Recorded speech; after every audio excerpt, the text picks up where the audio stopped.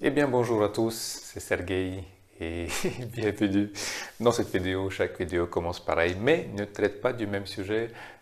J'espère que le contenu que je propose est différent même si l'introduction est la même. Soit, euh, vous remarquez la jolie décoration derrière moi. Bonne nouvelle année 2023. Voilà, j'espère que vous allez bien et que mes meilleurs voeux, toutes mes meilleurs voeux pour cette année. Voilà, je commence de plus en plus souvent à aller chez Emmaüs parce que je trouve que c'est intéressant de voir un peu les gens, ce qu'ils vendent, ce qu'ils possèdent. Et souvent, pas souvent, des fois, on peut trouver des pépites comme ce joli bouquin que j'ai eu pour 2 euros. Alors, je pense que c'est encore, les prix étaient en francs, mais là je ne le vois pas. En tout cas, moi je prends tout ce qui est en lien avec le yoga ou la méditation, la spiritualité de manière générale. Mais là, je suis tombé donc sur Eva Ruckpol. Alors, je ne sais pas si on dit Ruchpol ou Ruckpol. Je pense qu'elle est, alors de tête, elle est albanaise. Je ne veux pas dire de bêtises, mais en tout cas, je ne sais pas comment prononcer. Eva Ruchpol, Ruckpol. Et dans ce bouquin de Hatha Yoga, donc pour rappel, je fais du Hatha Yoga depuis 2016 dès maintenant, et et ici, elle parle des choses, bon, beaucoup de choses que je connaissais déjà, c'est normal, mais il y a deux choses qui m'ont bien marqué. D'une part, c'est qu'elle conseille de faire la position Shavasana, la position du cadavre, la position de relaxation, après chaque posture, après chaque asana. Donc par exemple, je me mets, je fais le pont, je fais la pince, bah, à la fin de chaque posture, asana, je prends le Shavasana. Et non seulement je la prends, mais en plus, ça va être un peu, moi je l'appelais ça Shavasana pranayamique, puisque on va modifier la manière dont on respire. Euh, alors je pris des notes, je pense que ce qu'il voulait, c'est c'est le rythme 4-16-8-16. Alors ça veut dire que je fais par exemple, que sais-je, une torsion et je m'allonge. Après, ça peut être des secondes, ça peut être par 2 secondes, c'est surtout les proportions qui vont être importantes ici. Mais je vais par exemple inspirer pour 4, retenir pendant 16 secondes pour vous donner une idée de combien ça fait en temps.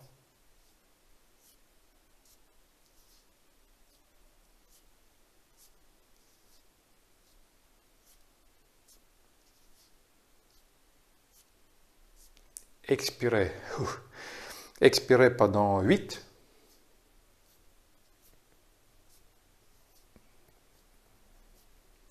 Et là, le plus difficile, retenir, faire une rétention de souffle de 16, si je mets bien, de 16, voilà. Donc ça veut dire que l'expiration va être le double de l'inspiration et les rétentions de souffle à poumon plein et à poumon vide vont être égales. Voilà, pareil, je reste sans aspirer pendant 16 secondes ou 16 unités de mesure. Vous pouvez prendre ce que vous voulez comme temps. On peut utiliser un métronome par exemple pour ça. Un métronome, il y a plein d'autres applications. Mais je trouvais ça intéressant parce qu'effectivement, le plus souvent, ce que je fais, je me réveille, je tourne un petit peu je réveille mes articulations dans les coudes, dans les épaules, dans la hanche. Et puis je fais un peu de pranayama, méditation et on attaque la journée. Euh, mais ici, je vois que c'est le côté, peut-être parce que hatha, ça voulait dire, enfin, ça veut dire soleil et lune, donc quelque chose qui est actif et passif, quelque chose euh, qui nous éveille, voilà, où je vis, ou quelque chose où au contraire je reste passif, je réfléchis sur moi-même, comme la lune qui réfléchit la lumière, et je pense que c'est ce côté de relaxation que je mettais un petit peu de côté par manque de temps, par manque de stéréotypes comme quoi on ne fait rien, on s'allonge et on ne prend pas le temps. Mais au final, j'ai pas suivi, j'ai juste découvert un petit peu, mais c'est pas quelque chose que j'ai pas encore mis en pratique de manière pérenne ou au moins continue pendant quelques semaines pour voir si ça correspond à mon style. Mais je pense que à bien s'y pencher, il y a une part de vérité là-dedans. Et quand j'ai fait un petit peu de post, de partage, je suis allé sur le Facebook des groupes Facebook à propos de yoga, Yogaphonie, sur le francophonie à propos du yoga. Et les gens ils disaient, bah oui, ça vient du style Shivananda. Alors je connais juste de tête, je pense que c'est un monsieur chauve, et on est un peu plus du côté philosophique. Et effectivement, lui il disait que chaque asana doit être suivi par une shavasana. Voilà. Et ça, c'est d'une part. Et d'autre part, ce qu'il disait dans le bouquin, en tout cas ce que le bouquin dit, c'est que on doit faire une rétention du souffle pendant l'asana. Ça, c'est aussi quelque chose de nouveau, puisque j'ai toujours cru que il faut prendre une posture, respirer amplement, profondément, calmement, de manière très, très relaxe, très relâchée. Et même si voilà, ça permet aussi de travailler sur les émotions, les sensations désagréables, les émotions désagréables ou agréables, et tout en restant neutre, voilà, un petit peu en observateur, quoi. Donc si je fais par exemple le pont, Chakrasana, je me mets dedans, et puis voilà, j'essaie de chercher cette posture. Mais non seulement je fais une rétention de souffle, mais en plus, je n'ai pas le droit, entre guillemets, de répéter la même asana 2 fois. Et le mobile, l'intérêt derrière tout ça, l'explication, c'est une question d'honnêteté, d'investissement, à quel point je fais avec mon mental aussi ce que je fais physiquement. Et voilà, on se dit, je n'ai qu'une seule fois, c'est comme si je le faisais pour la première et la dernière fois. Et je pense que ça ajoute un peu plus de satya, le deuxième principe dans les yamas de Yoga Patanjali, qui dit que l'honnêteté, sincérité, véracité, si je prends la pause, ben, je me mets vraiment tout de mon être pour la faire. Donc, j'ai pris quelques passages de ce qu'elle a dit. Donc là, ça a été publié en 1965. Donc je pense qu'elle était un peu à son apogée dans les années peut-être 50 jusqu'à les années 80. Et elle a enseigné, paraît-il, jusqu'à 100 ans. Donc vraiment une dame d'exception qui a permis de répandre le yoga, en tout cas en Europe, enfin en tout cas en France, je ne sais pas pour les autres pays. Donc, ce qu'ils disent dans le bouquin, c'est l'absence de répétition introduit un facteur d'honnêteté, le fait d'avoir à garder une position un temps donné, sans espoir de recommencer, aide à éliminer les gestes inutiles ou approximatifs, perte d'énergie nuisible. Voilà, il dit que si on le fait une seule fois, on est vraiment présent, on est attentif, on est concentré, on est sincère dans la posture. Est-ce que je suis vraiment comme il faut, enfin comme il faut dans le sens physiologique, est-ce que je contracte les bons muscles, est-ce que je suis bien équilibré, est-ce que j'ai des contractions un petit peu inutiles. Donc c'est intéressant, je trouve ça intéressant, comme ça si vous faites un plan, une séquence pour un cours donné, pour une séance donnée, ben vous dites je fais qu'une seule fois ceci, qu'une fois cela, mais ceci étant dit, cela n'empêche pas de préparer pour l'asana.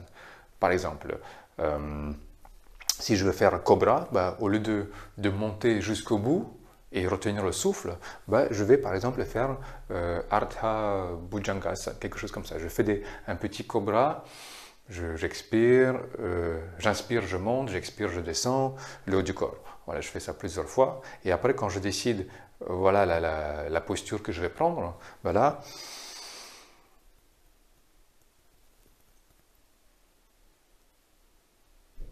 je la prends et je veille à ce que j'y sois mentalement, physiquement et je tiens jusqu'au bout.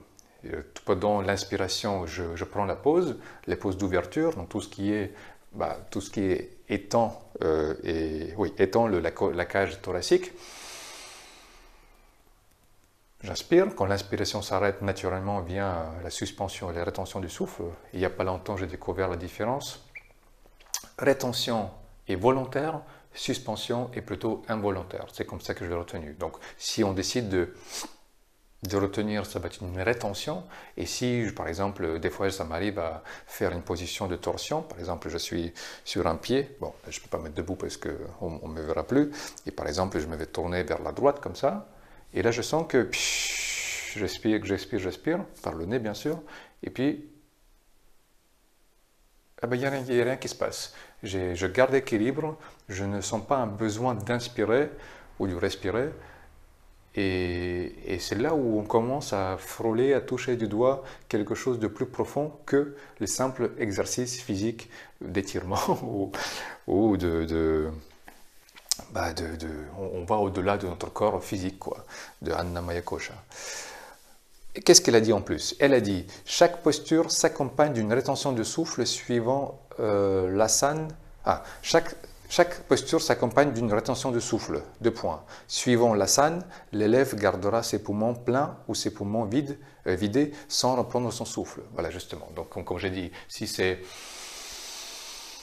quelque chose va ouvrir, bon, là, j'expire vraiment de manière intense, mais c'est pour montrer que j'inspire, mais en fait, c'est beaucoup plus subtil. Donc, quand j'ouvre, je vais garder le souffle, ou si au contraire, je fais Paschimottanasana, où j'ai la cage thoracique qui vient appuyer sur les organes, qui va se rapprocher des hanches. Et pareil, on y reste. L'image que j'ai des fois, l'analogie d'un ballon qui se dégonfle.